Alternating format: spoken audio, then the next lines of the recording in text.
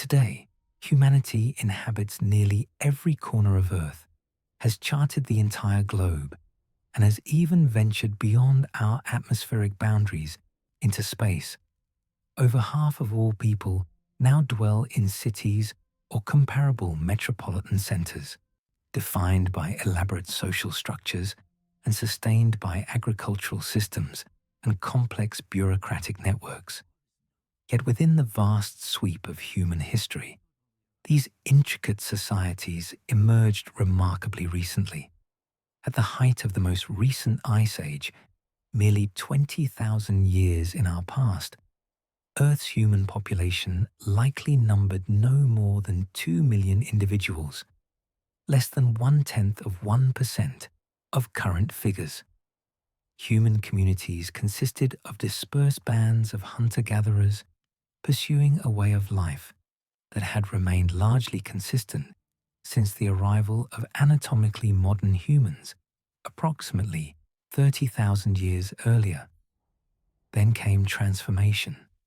Population numbers surged. Initially, people transitioned from mobile existence to fixed residence, then began cultivating crops and domesticating animals. Villages materialized, expanding into towns and ultimately into urban centers. Sacred structures were raised, soon followed by the establishment of social elites.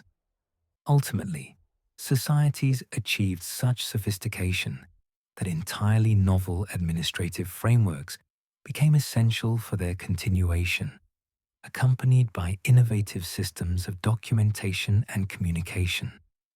The outcome of this transformation was civilization itself, which across the past 5,000 years has fundamentally shaped the existence of nearly every person on the planet.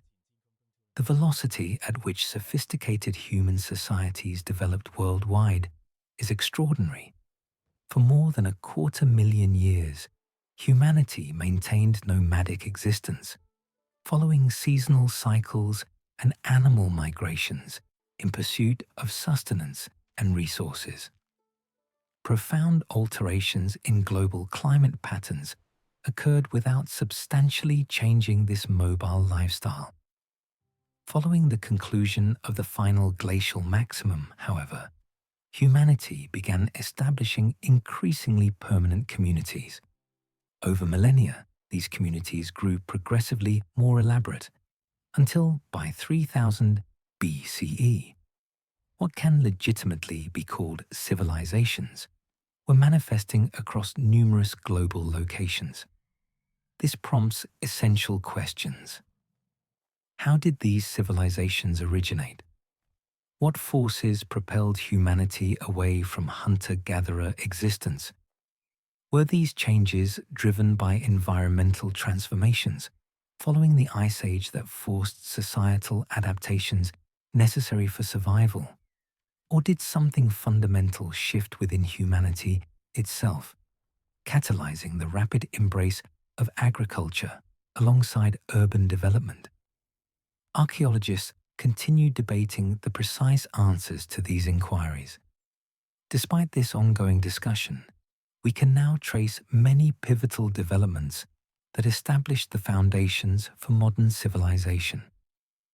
Throughout this 3-episode series, we will examine this remarkable transformation. We will investigate the gradual transition from late hunter-gatherer communities to societies entirely dependent upon agricultural production. We will document the appearance of progressively larger settlements and ceremonial centers, alongside the occasionally disturbing practices that accompanied them. Finally, we will analyze the factors culminating in the world's first urban center, which contained the fundamental blueprint subsequently adopted by all others. Before proceeding further, we must establish what we mean by civilization. Perhaps the most straightforward definition would be an organized political entity characterized by concentrated urban populations relying upon agriculture for sustenance. Additional criteria might encompass observable social stratification, monumental construction projects, and administrative instruments such as written language and literacy. When applying these standards to archaeological evidence to determine precisely when civilizations first appeared, we encounter complications. While many features are present within societies emerging in the millennia following the Ice Age, they often appear in varying developmental stages. Some characteristics, such as year-round settlement, occupation, or harvesting wild grain seeds, manifested relatively early, occurring well before systematic agricultural adoption.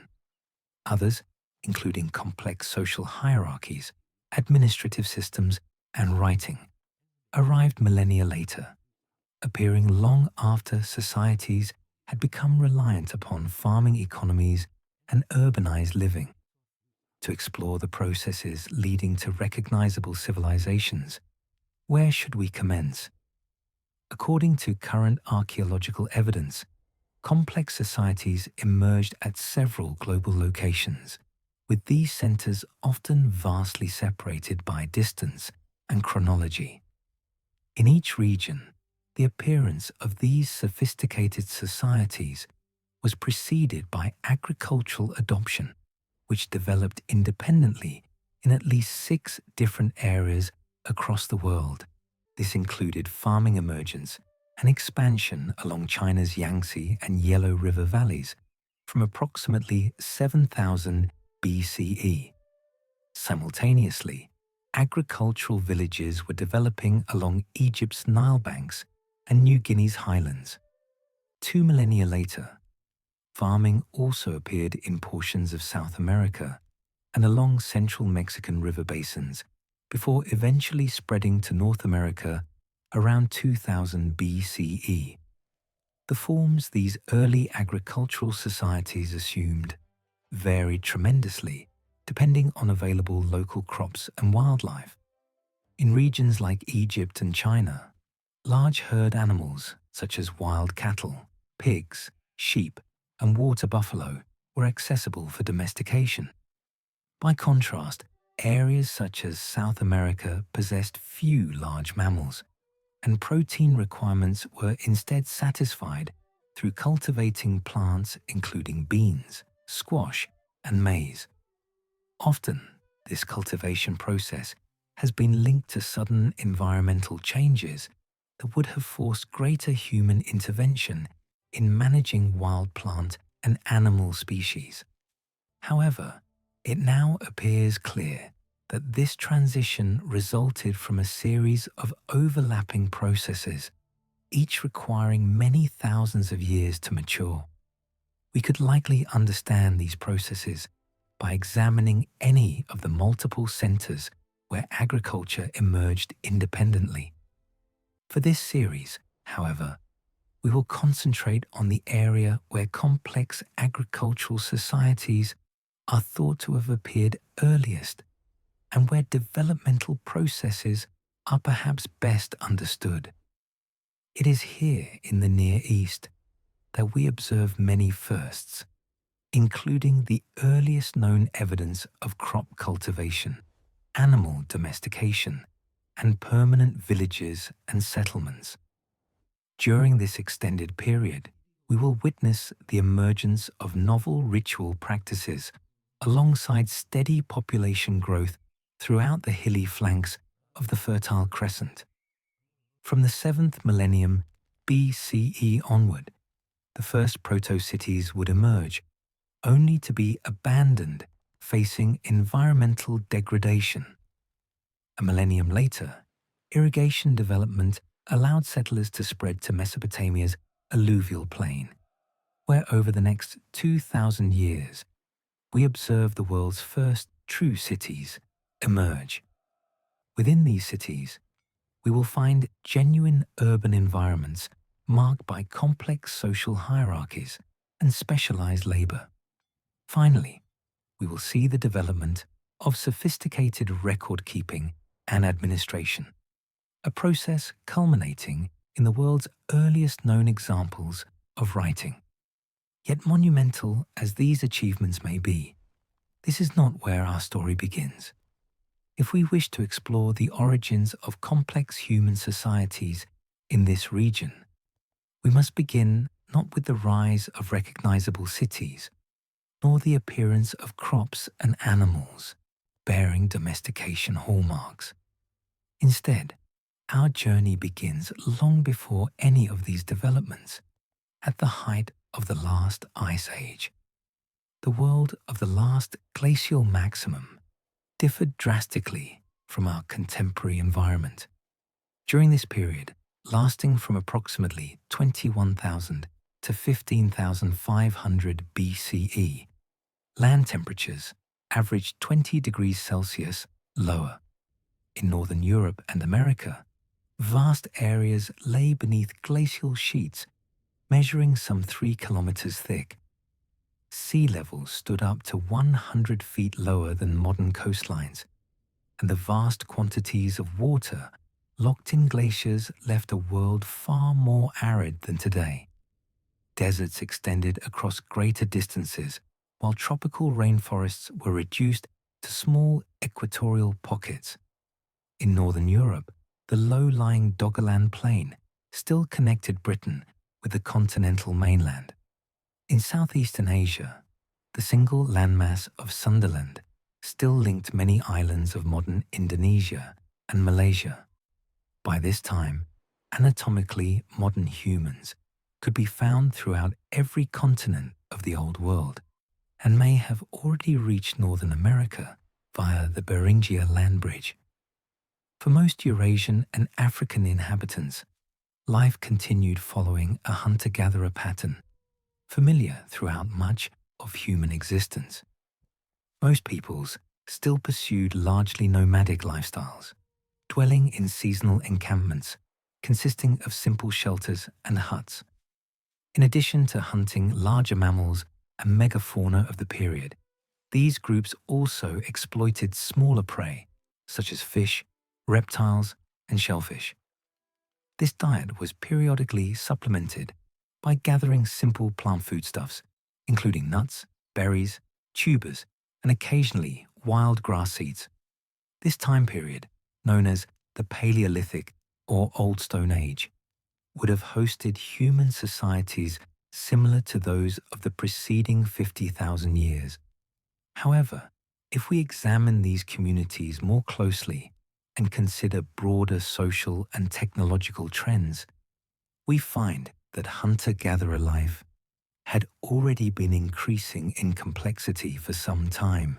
Since around 40,000 BCE, a culture known as the Aurignacian had been developing throughout much of Europe and the Levant. In addition to long-established flint tools, this period is marked by the appearance of more refined implements, including carefully shaped hand axes, scrapers, and a range of specialized stone blades made from flint. Alongside stone tools, we also see increasing quantities of specialist bone and ivory tools appearing, including weapon points, needles, and small instruments known as awls, designed for punching holes. The development of these tools coincides with the appearance of tailored clothing, such as leggings and coats, as well as early textiles, such as baskets. Along with these new technological developments, we also see increasing signs of cultural complexity within these settlements, including perhaps the first examples of complex artwork in Europe and the Near East. These examples had been preceded for millennia by simple items of personal decoration, including pierced seashells, mammoth ivory, and animal bones and teeth.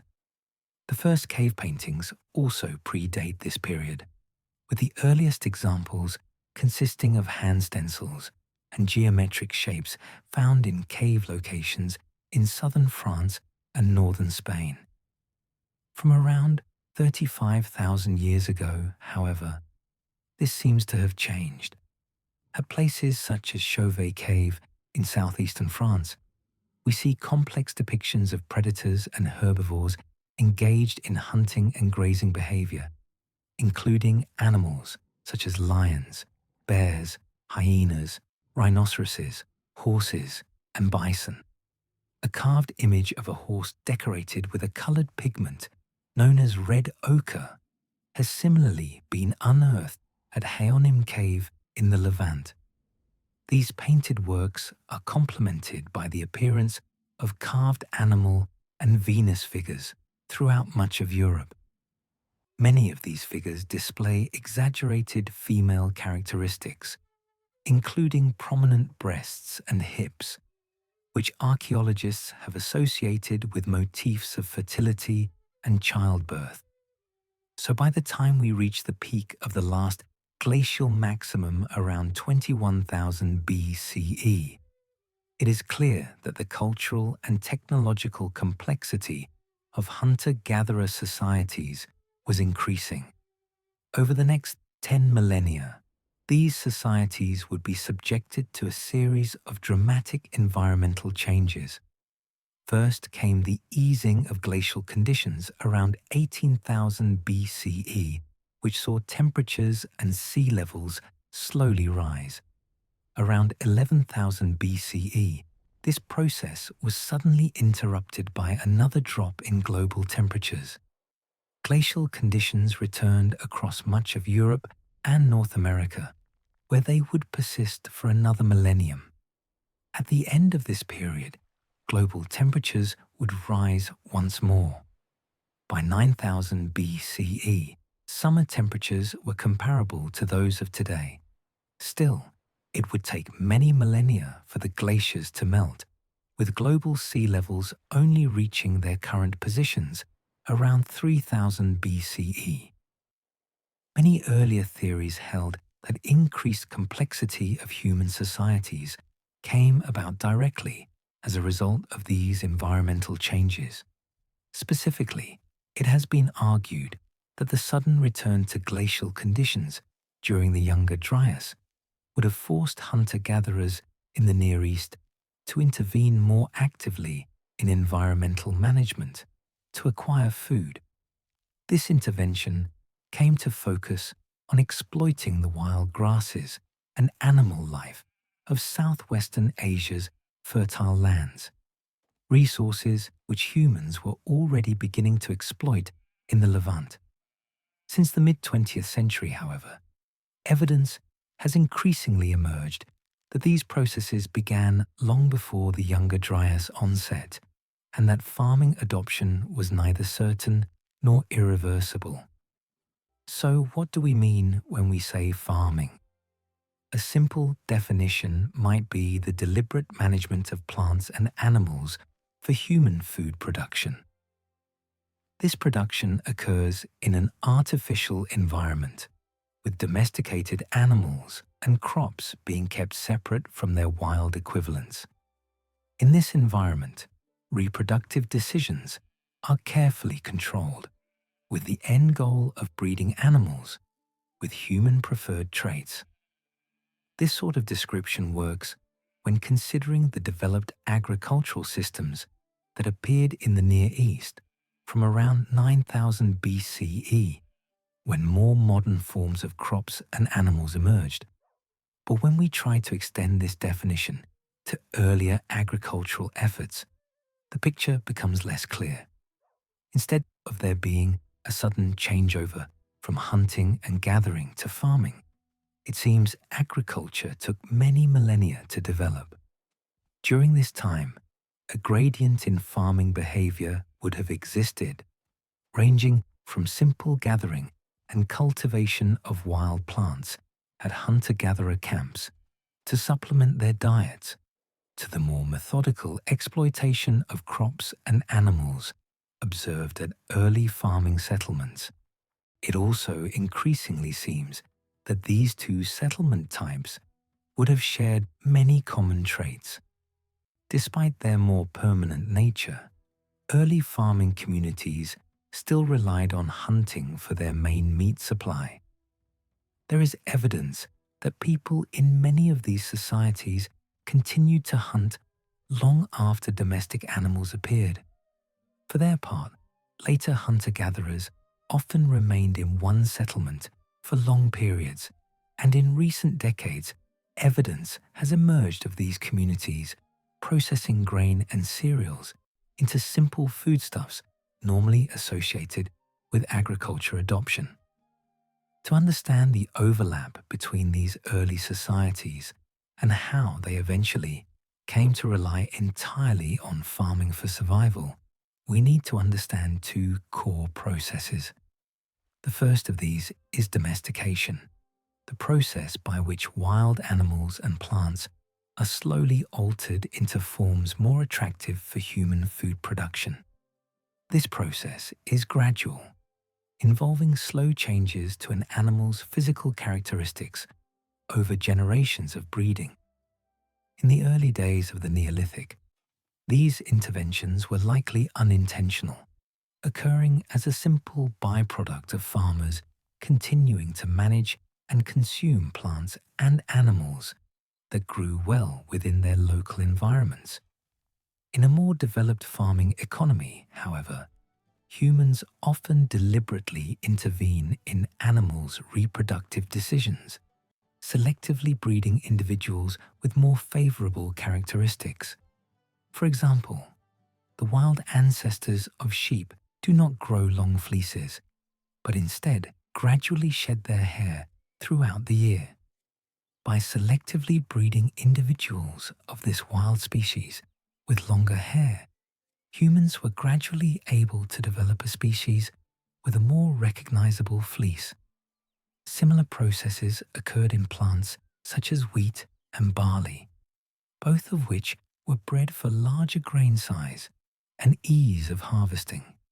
In fact, by the time we reach the peak of the last ice age, there is evidence that hunter-gatherers had already begun to domesticate members of an ancestral wolf species into mankind's most loyal companion.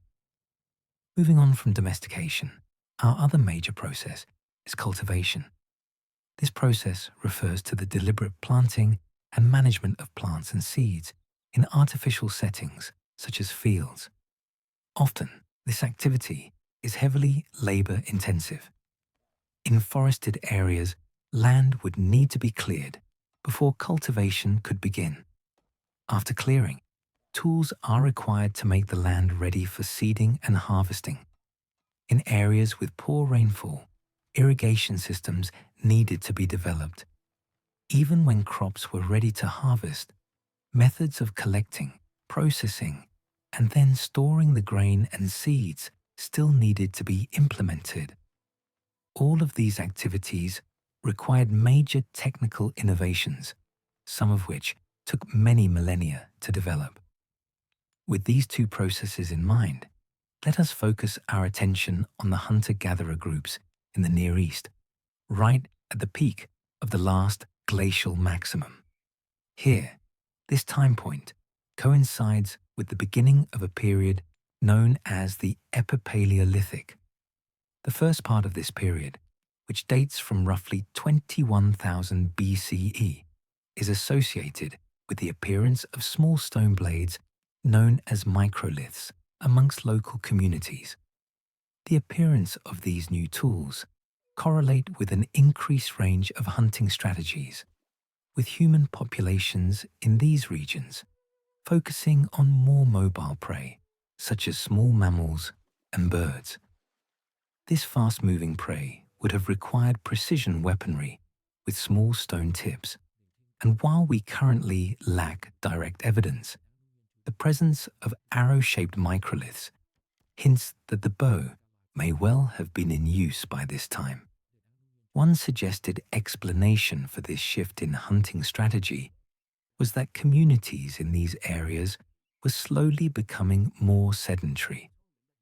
By staying in place for longer periods, it is argued that these communities would have gradually depleted the supply of larger prey species such as gazelle and red deer in their local area, and that hunting strategies associated with a range of smaller prey were developed to sustain these more permanent settlements. In addition to this broader spectrum of prey, there is evidence that these communities were also beginning to supplement their meat intake with a wider range of plant foodstuffs. In the millennia before this point, there is some scattered evidence of the processing of plants into simple foodstuffs. These activities take the form of Upper Paleolithic grindstones found at sites outside of the Near East, in Italy, Russia, and the Czech Republic, the surfaces of which carry plant residue associated with grinding grains into flour. Beyond this small number of finds, however, it is thought that this type of exploitation of plant foodstuffs at human settlements in Europe would not have occurred for many more millennia to come. In the Levant, however, there is evidence that a small number of communities were already harvesting large quantities of plant material during this period. In the late 1980s, a remarkable site was uncovered on the shores of the Sea of Galilee in northern Israel. Known as Ohalo II, this site dates from the very peak of the last glacial maximum. Here, archaeologists have discovered the clustered remains of an early Epipaleolithic settlement, including the preserved remains of 6 brush huts. The floors of each of these oval-shaped buildings were carefully cut into ground level, after which walls were constructed from the branches of willows, tamarisks, and oak trees. In addition to these huts, a large number of hearths were also found on site, along with a designated area for domestic waste disposal. This highly organized settlement has been carbon dated to around 20,000 BCE and appears to have been occupied on a permanent basis for several successive generations. At the end of this occupation period, each of these dwellings was set alight, sealing their contents within. Shortly thereafter, the water level of the shore rose and covered the settlement. This combination of charring and sedimentation acted to preserve much of the organic material associated with this camp. Such was the state of preservation that one hut still contains recognizable bedding materials, along with a wealth of microliths, animal bones, and a vast assembly of plant material. From these remains, it can be seen that the occupants of Ohalo II exploited a wide range of local prey species, including red deer, bears, foxes, and a variety of seasonal birds. What is more significant, however, is the collection of some 150,000 seeds and fruits that were found deposited within the huts. These seeds included acorns, legumes, and wild cereals such as emmer wheat and barley. In addition to this plant material, stone tools resembling sickles have also been unearthed, along with simple grindstones, which bear evidence of having been used to process plant seeds. So we can be reasonably certain that substantial amounts of seeds and cereal grains were being consumed at this site around the beginning of the Epipaleolithic. A number of paleobotanists have even reported the presence of weed species at Ohalo, too associated with cultivation, hinting that plant species were already being exploited in a systematic manner. But while these sickle blades and grinding tools were certainly in use in places like Ohalo II and at sites such as Ein Gev, one further to the east, there is currently little evidence that their use was common throughout the Levant. Indeed, there seems to be little resemblance between Ohalo II and its surrounding communities, which remained small and mobile. Even so, this site still provides us with evidence that groups were beginning to experiment with sedentary living long before plant cultivation became a common way of life.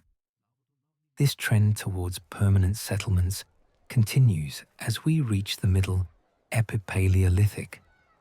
In the Levant, we see large camps appear from around 18,000 BCE, where many different groups seem to have congregated on a seasonal basis.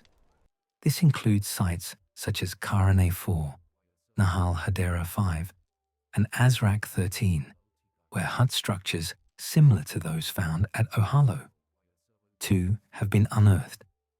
Each of these sites show evidence of prolonged habitation, with Karane 4 in particular showing rich assemblages of stone tools, worked bone objects, red ochre, and decorated shell beads. The presence of these shells in particular at a site some 200 kilometers inland demonstrates that long-range social exchange mechanisms must have existed between the communities in this area. In addition to this human assemblage, this site also displays a wide variety of faunal remains, indicating that what is now little more than desert would have once sat within the vicinity of a varied set of environments, including open grass steppe, woodland, and expansive wetland areas.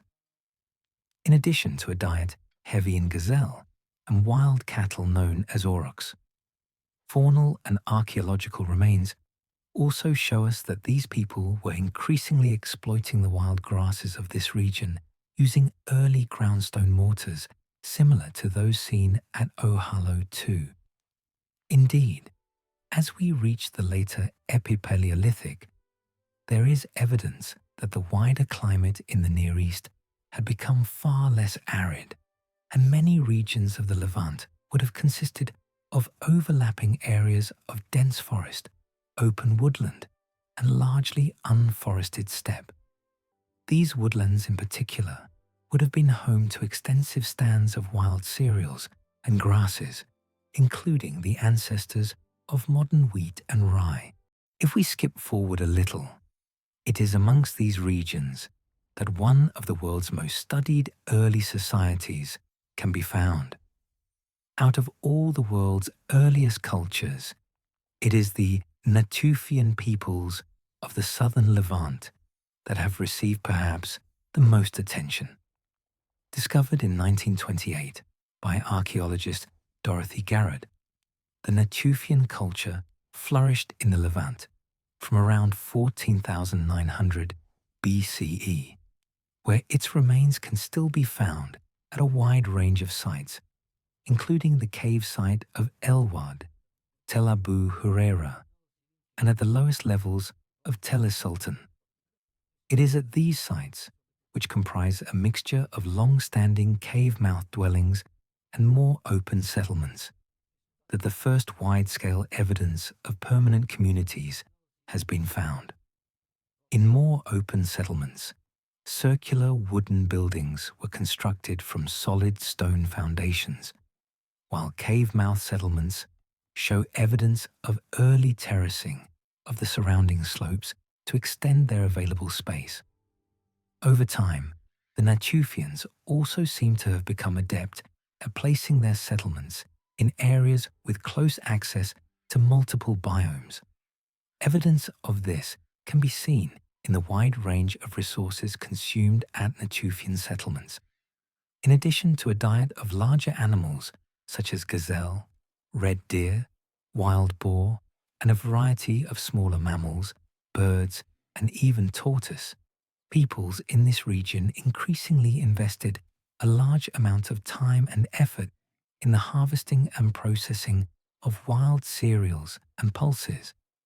The most iconic finds associated with this activity are sets of stone mortars and sickles, both of which bear microware consistent with being used to harvest and process the wild grasses of this region, compared with the simple grindstones and sickles that have been unearthed at Ohalo II. The tools found at Natufian-era sites represent a significant refinement. Stone mortars found at Natufian sites are often carefully shaped out of black basalt, allowing them to contain a greater amount of material. Natufian sickles similarly show refinement over the simple blades found at Ohalo too, being set in long ivory or bone handles that would have allowed them to more effectively cut through the stems of the wild grasses that were abundant throughout this region. So what types of foods might these mortars have been used to make? Many archaeologists have theorized that the seeds and cereals harvested in the earlier Epipaleolithic would have been used to create simple bread-like foodstuffs and early forms of beer. I say theorized because as of yet, no evidence of these items has been discovered at these sites. This lack of evidence is unsurprising given their perishable nature, but remarkably, it is at a Natufian era site that we see some evidence that both of these foodstuffs were being consumed throughout the Levant. At Rakafet Cave near Mount Carmel in Israel, residue from early brewing activity has been found on the surfaces of mortars dug into the limestone floor.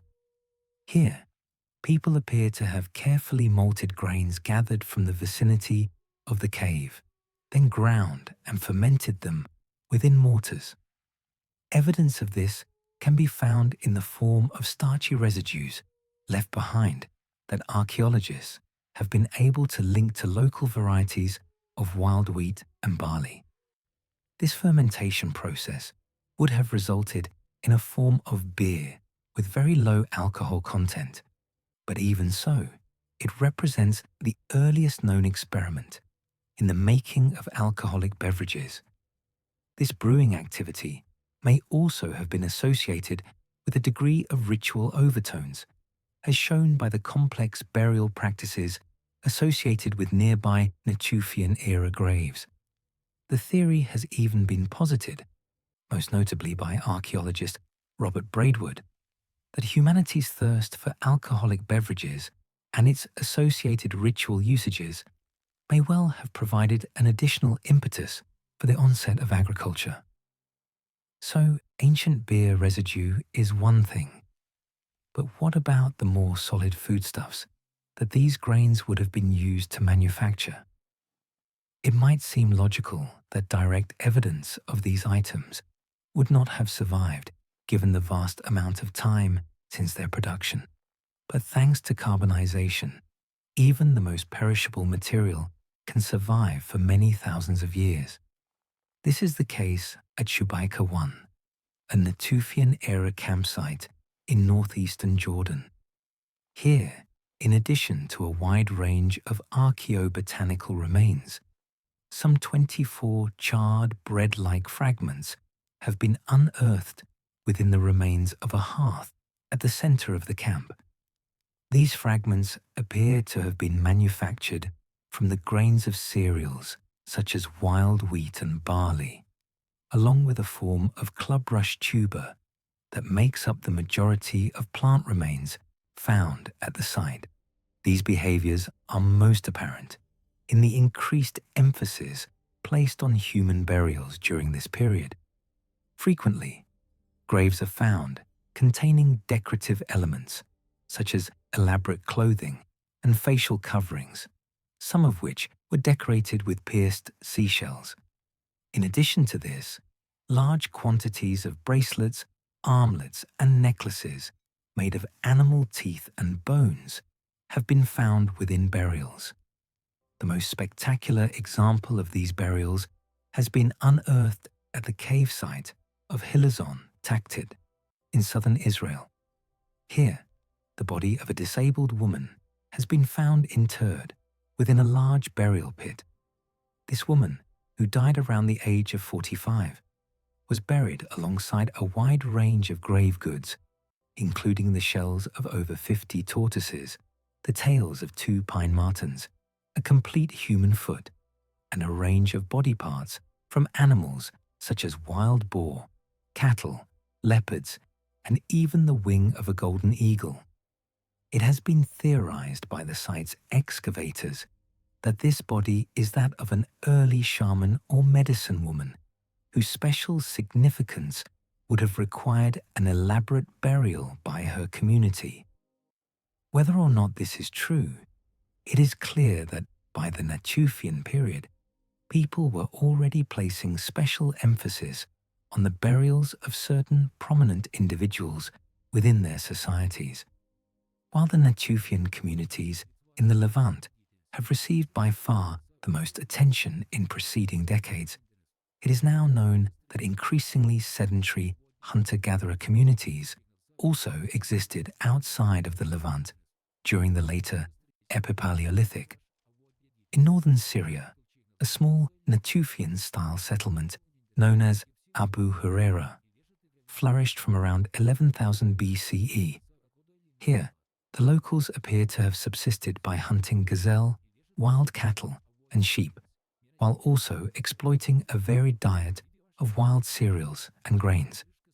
Elsewhere in Turkey and Syria, less information is known about the settlement patterns during this period, but we do know of a small number of sites along the Euphrates and Tigris rivers that date from right around the end of the Epipaleolithic. In addition to these sites, there is also scattered evidence of settlement to the east in the arid valleys of the Zagros Mountains. These sites, known collectively as the Zazian culture, are roughly contemporaneous with the Natufians, dating from between 18,000 to 8,000 BCE. While evidence indicates that these sites were sparsely occupied during the Epipaleolithic, it is clear from the presence of increased numbers of microliths that hunters in this region were steadily increasing the range of resources they were exploiting. We come now to the final part of the Epipaleolithic, a period that coincides with a major shift in the global climate.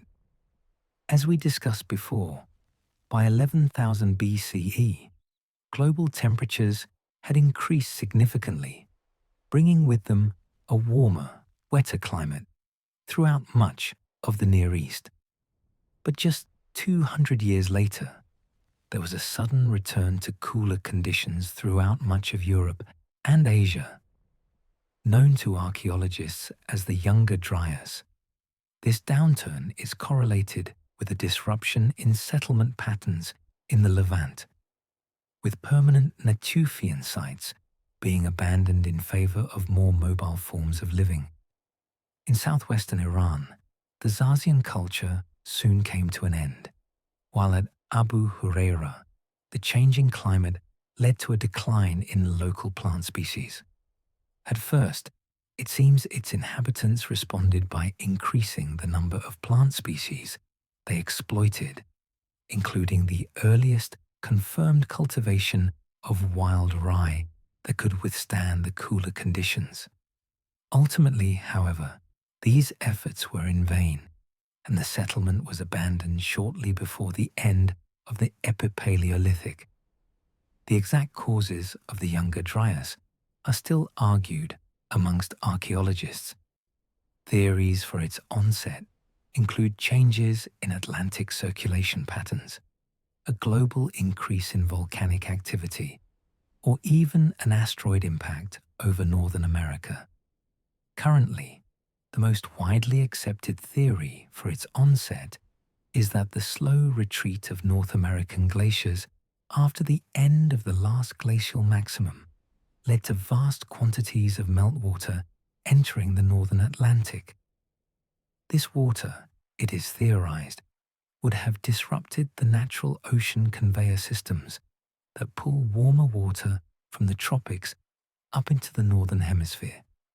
This disruption resulted in a return to glacial conditions across much of northern Europe and America, while in the Near East, many areas would have suddenly become cooler and drier than before. The exact effects would have varied from site to site, but it seems likely that in many inland areas, the cereals and wild pulses exploited by human settlements would have become less abundant, as would many of the animal species that form the backbone of their diet. As we discussed at the beginning of this episode, It was argued for a long time that this sudden climate downturn was tied to the beginning of plant cultivation by communities in Southwest Asia. This forced resource scarcity, it is argued, would have forced increased intervention by the peoples of these regions in the management of crops and herd animals alike. Certainly, it seems that these environmental changes would have added to more local pressures.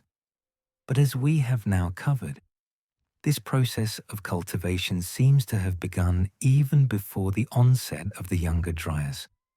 Moreover, there is no evidence of a quick switchover to mixed farming economies during this time, and fully domesticated forms of both animals and crops do not emerge for millennia to come. Instead, the hunter-gatherers of this region simply seem to have adopted a more mobile lifestyle, returning to a more sedentary existence only after more favorable conditions returned. By the midpoint of the 10th millennium BCE, the cool period that had characterized the Younger Dryas was coming to an end. Within the span of some 50 years, the global temperature would rise by some 7 degrees Celsius, and by the end of the millennium, summer temperatures in much of the Near East would reach levels similar to those of modern times. With this rise in temperature also came an expansion of wooded and grassland areas throughout much of the Near East. Here we enter a period known as the Neolithic, or New Stone Age. This time period dates from around 9600 BCE and can be clearly divided into two parts distinguished from one another by the appearance of a new item within the archaeological record. The first of these, known as the pre-pottery Neolithic, is distinguished from the later pottery Neolithic by the absence of its characteristic fired clay vessels within its archaeological layers. Complicating matters, the pre-pottery Neolithic itself can be further split into an earlier period, which lasted until around 8800 BCE, and a later period, which dates until the midpoint of the 7th millennium BCE. These two periods, often referred to as A and B by archaeologists, are distinguished from each other by a wide range of cultural and technological innovations, along with the slow appearance of domesticated forms of plants and animals in the later pre-pottery Neolithic. Let us start then by examining the early settlements of the Near East in the midpoint of the 10th millennium BCE, right around the beginning of the pre-pottery Neolithic.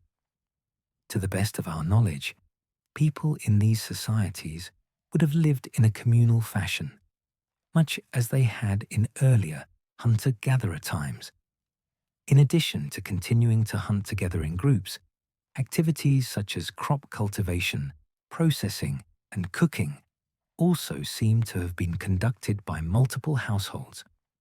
Evidence of this can be seen at the early pre-pottery Neolithic settlement of Jerf el Ahmar, where large hearths have been unearthed in the spaces between houses, suggesting that these households would have cooked and eaten together. The backbone of the settlement's food supply would still come from hunting local wildlife, but there is also evidence that cultivated cereals would have made up an increasing proportion of the inhabitants' diet as the pre-pottery Neolithic progressed. For evidence of this, we can point to the settlements of Jerf el Ahmar and Wadi Fainan. At both sites, central structures have been unearthed that bear signs of having been used for large-scale grain storage. At Jerf el Ahmar in particular, a subterranean building has been uncovered measuring some 9 meters in diameter, one that was repeatedly rebuilt over the course of the settlement's lifetime. The space within this building was separated by limestone walls into a number of small cells which seem to have been used to store large amounts of lentils and barley. Surrounding this structure were a series of rectangular buildings containing heavy grinding stones, indicating that they were used for processing large quantities of grain into flour. These communal buildings are currently unknown at prior Natufian sites. Their importance was such that similar structures were retained even as the settlement itself was remodeled. As such, it has been suggested that these structures may have combined their practical role with more ceremonial aspects, acting as the site of communal rituals, which included the deposition of both human and animal body parts. The construction of communal buildings is a trend that increases throughout the pre-pottery Neolithic. What is interesting is that while these centers would have taken large numbers of workers to construct, often the resulting ritual spaces are small. It is possible that access to the interiors on ritual occasions was already being limited to a small number of significant people. As we reach the end of the earlier pre-pottery Neolithic, Göbekli Tepe represents a dramatic increase in the organizational abilities of mankind. Never before had a ritual site been erected on such a scale or required such large amounts of manpower to construct. The enduring significance of this center can be seen in how people return to it for centuries, progressively elaborating on its enclosures and mythologies. Ultimately, however, the complex animal carvings represent one of the last great flowerings of hunter-gatherer symbology. For in the next 2 millennia, we see the rise of new breeds of domestic cattle, pigs, sheep, and goats that would slowly replace the need for hunting throughout the Near East. In our next episode, we will chart the emergence of these breeds and watch as communities came to rely on dedicated farming economies for survival. Around this time, the importance of Göbekli Tepe and its associated animal symbology began to decline. Later enclosures at the site were built on a much smaller scale and slowly lost their animal symbology in favor of communal grain processing activity. Soon, the world's oldest known temple would be buried and forgotten. In its place, new ritual practices would emerge, centered on buildings set at the heart of their respective communities. Human skulls increasingly became the focus of a cult spanning the entire Near East, wherein the features of the deceased would be remodeled in plaster and kept as ceremonial items. Finally, around the end of the pre-pottery Neolithic, we see the emergence of what can only be termed megasites, capable of housing people on an unprecedented scale. We will discuss all these and more next time.